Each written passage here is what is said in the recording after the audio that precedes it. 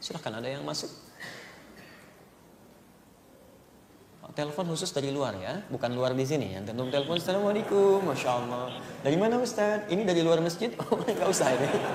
Tulis saja ke sini sampaikan. Silakan, Assalamualaikum. Waalaikumsalam warahmatullahi wabarakatuh. Assalamualaikum. Iya, dari variasi Gorontalo. Baik, dari Gorontalo, silakan Ibu. Apa sholat zuhur dengan asar itu dia disirkan, Baik. tidak dijaharkan. Baik, ada pertanyaan kenapa sholat zuhur dan sholat asar itu disirkan? Sebetulnya sederhana jawaban ini, karena memang nabinya contohkan begitu. Kalau nabinya contohkan dijaharkan, ya kita jaharkan itu kan. Jadi karena nabinya mencontohkan disirkan, tidak dikeraskan suaranya. Ingat sir itu artinya sir. Jadi kata asir, jamannya asal. Asal katanya sebetulnya bukan pelan, asal katanya rahasia. Asal katanya. Rahasia itu kan nggak boleh sampai pada orang kan. Anda simpan, sekalipun Anda ungkapkan, orang lain jangan dengar. Ucapkan sesuai dengan bahasa diri Anda saja. Supaya diri Anda yang dengar, orang lain tidak. Makanya diambil kalimat ini dalam bacaan salat zuhur dengan asar dengan kalimat sir di sini dengan makna pelan. Maksud pelan di sini, samping pun jangan sampai bisa dengar. Kita aja cukup yang bacakan. Jadi kalau antum bacakan salatnya sir tapi kedengaran orang, itu bukan sir namanya. Salat zuhur misalnya, mic-nya ada. Bismillahirrahmanirrahim. Alhamdulillah rabbil alamin. Ar-Rahmanir-Rahim. Sampai ke belakang kedengaran, itu bukan sir. Itu bukan sir, itu sudah jahar namanya. Di setiap kalimat yang terbaik itu jahar.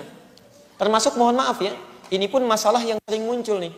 Teman-teman ada yang membacakan bismillah di sholat jahar, pengen bismillahnya disirkan. Kalau bismillah disirkan gak usah kedengaran sama jamaah.